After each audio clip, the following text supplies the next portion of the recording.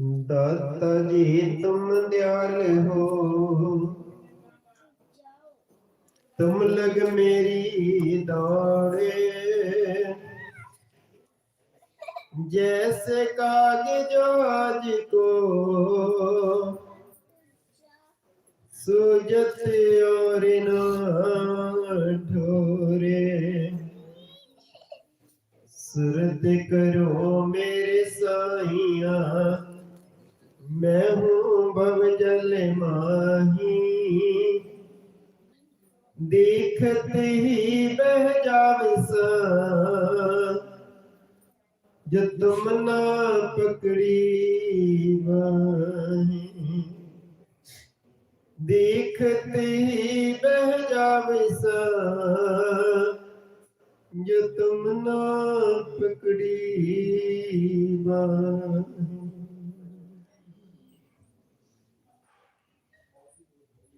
प्रतिस्मरणीय हृदय सम्राट घटघट वासी प्रांधन दादा गुरु महाराज जी व श्री नंगली निवासी भगवान जी के पावन चरण कमलों में कोटि कोटि दंडवत प्रणाम। श्री सतगुरुदेव भगवान जी के श्री चरणों में उपस्थित आदरणीय संतजन, अपनी अपनी अगाध श्रद्धा निष्ठा और प्रेम को लेकर के आए हुए प्रभु प्रेमियों, माताओं बहनों, अपनी मनोवृत्ति को एकाग्र करते हुए मेरे साथ मिलकर के जय घोष करें। बोलो जयकारा महाराज की जय, साचे दरबार की जय, श्री नगरी निवासी भगवान की जय, श्री परमात्मा महाराज की जय, बोलो आपू बाबा की जय, वासी भगवान की जय। परम सौभाग्य है आप सबका, जिन्हें ऐसी परम पावन पवित्र भूमि दादा गुरु महाराज जी की, ये जहां उनका बाल्यकाल व्यतीत हुआ, छपरा की भूमि, और विशेषकर उस स्थान पर जहां उनका जन्म हुआ, अवतरण हुआ, उस भूमि के, पावन भूमि के दर्शन करने का सौभाग्य प्राप्त हुआ है। तो ये सबका परम सौभाग्य है। जैसा भी मनोज जी कह रहे थे कि आप सब हमारे से ज्यादा भाग्यशाली हो, तो ये झगड़े वाली बात है। धन्य मात पितु धन्य है, धन्य सहृद अनुरक्त, धन्य ग्राम वह जानिए जहां जन्मे गुरु भक्त। कौन से कौन धन्य है फिर, है? जिनको 24 घंटे सेवा मिलती रहती है। इनको बोलते हमें याद आई। अच्छा हाँ, ऑप्शन है आपके पास। आप अगर ये कह रहे हैं गोयल जी आप दिल्ली आ जाओ, हम यहाँ आ जाते हैं। अगर आपको ऐसा लगता हो, मुझे वो गाथा याद आ रही है, भगवान कृष्ण द्वारिका में विराजमान थे और उन्हीं दिनों उद्धव जी उनके साथ थे। उद्धव जी का आपने नाम सुना बहुत। उद्धव जी एक दिन सुबह भगवान कृष्ण को ढूंढ रहे थे और उन्होंने कोई जगह छोड़ी ही नहीं और भगवान कृष्ण कहीं मिल ही नहीं रहे। ढूंढते ढूंढते ढूंढते आखिर वो छत पर चढ़े। उद्धव जी छत पर चढ़े तो देखा भगवान कृष्ण छत पर एक दीवार के साथ निराश से बैठे हुए में बैठे हुए हो। तो भगवान कृष्ण कहते हैं उद्धव, आज मुझे गोकुल की याद आ रही। कहा तुम्हें गोकुल की याद आ रही है? गोकुल में ऐसा क्या था? उद्धव, आज मुझे वहां के माखन की याद आ रही है, ग्वाल बालों की याद आ रही है, मुझे सखियों की याद आ रही है। मुझे उन गौओं की याद आ रही है जिनके बीच में मैं रहता था। आज मुझे वहां की याद बहुत सता रही है। उन्होंने कहा मैं यहीं आपके पास माखन से भोजन ले आता हूँ, माखन ले आता हूँ। कहा नहीं, आज मेरा कुछ भी खाने को मन नहीं कर रहा।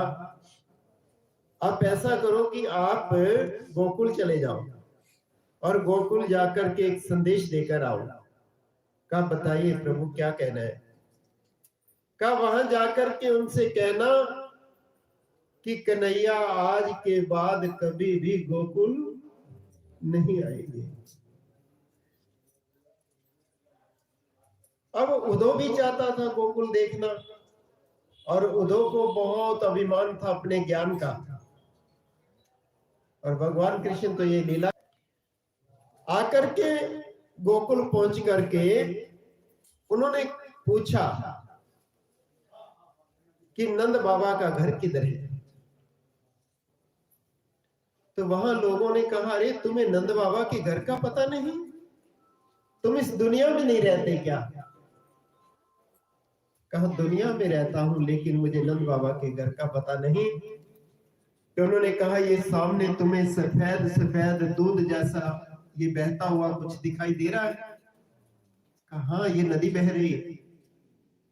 कहा ये नदी गोकुल से ही, नंद बाबा के घर से ही इसका स्रोत है, वहीं से ये चल रही है। आप इसके किनारे किनारे चलते रहिए और नंद बाबा के घर पहुंच जाएंगे। और जैसे जैसे वो नदी के किनारे चलता रहा, जब नंद बाबा के घर पहुंचा तो पूरे क्षेत्र में खबर फैल गई कि आज भगवान कृष्ण के दूत आए हैं, भगवान कृष्ण का कोई संदेश लेकर के आए हैं। बस फिर तो कोई जैसे भी घर में था वैसे ही दौड़ा चला आया।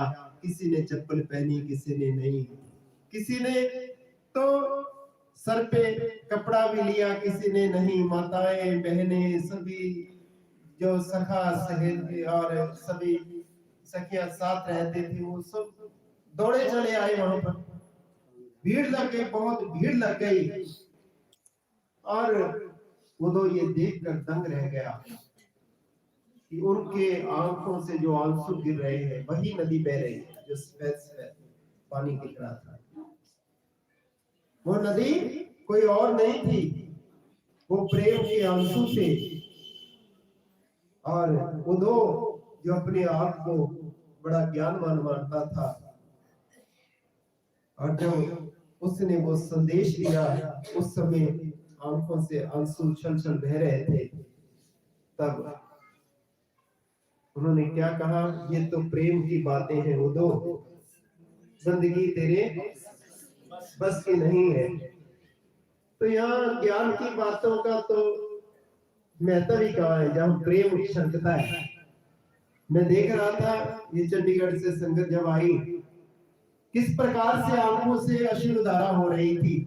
मेरे को 10-20 लोग मिले सुबह जब नाश्ते के लिए उधर गए हैं या दर्शन करके। किस प्रकार से वो प्रेम की धाराएं आंखों से बह रही थी। इसके सामने ज्ञान भी अंधा है, ज्ञान भी कोई महत्व नहीं रखता। उद्धव जी भी उस समय नतमस्तक हुए जो अपने आप को बड़ा ज्ञानवान मानते थे। तो भक्ति का मार्ग तो प्रेम का ही मार्ग है वास्तव में। और ये श्रीनगली निवासी भगवान का अगर पावन जीवन चरित्र आपने पढ़ा है, उसमें भी ये दर्शाया है कि प्रेमा भक्ति सबसे श्रेष्ठ है। हृदय में सच्चा प्रेम अपने इष्ट के प्रति, अपने गुरुदेव के प्रति हो जाना, ये एक बहुत बड़ी बात है।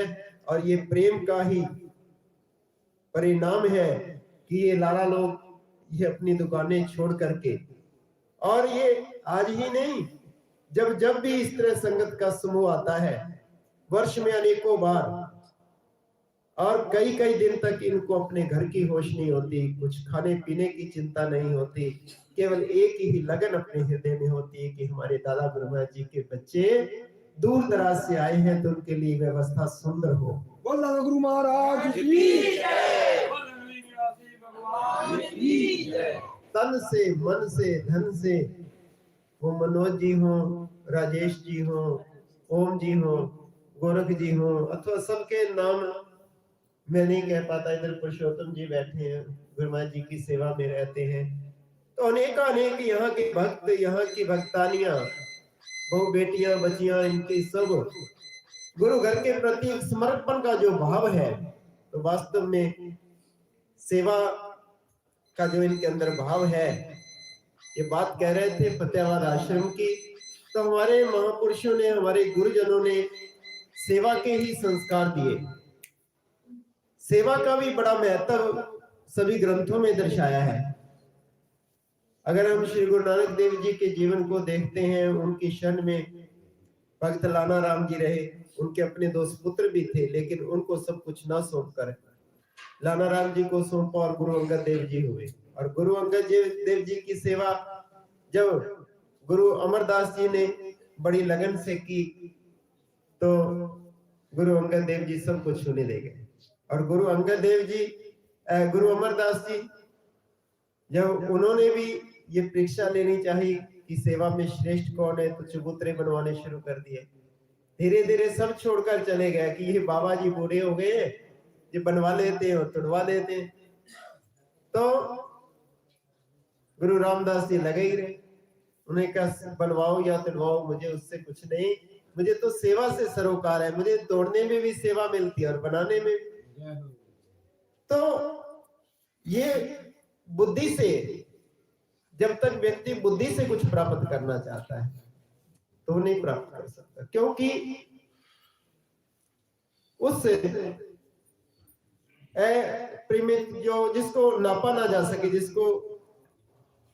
जिसकी गहराई नापी ना जा सके, तो उसको हम लोटे में, सागर को लोटे में भरना चाहें तो कैसे भर सकते हैं। ये पूरा संसार जो है ना, उस सागर की एक बुलबुले की भांति है। और उस सागर के उस बुलबुले के अंदर हमारा देश कितना होगा और उस देश में हम कितने होंगे, उसको तो देखा भी नहीं जा सकता। और फिर उसके अंदर बुद्धि कितनी होगी। हम बुद्धि के द्वारा अगर उस परमपिता परमात्मा का पारावार पाना चाहें तो पाया नहीं जा सकता। वह सीमित है, उसकी सीमा का पारावार नहीं पाया जा सकता, जिसके लिए महापुरुष नेति नेति नेति कह करके चले गए। वही वो पार ब्रह्म परमेश्वर समय समय पर इस धरा पर अवतरण लेते हैं। भूले बिसरे जीवों को सदमार्ग दर्शाने के लिए कभी राम बने, कभी कृष्ण बने, कभी नानक रूप कहाए हैं। वही तो मेरे हारा वाले संत रूप धर आए हैं।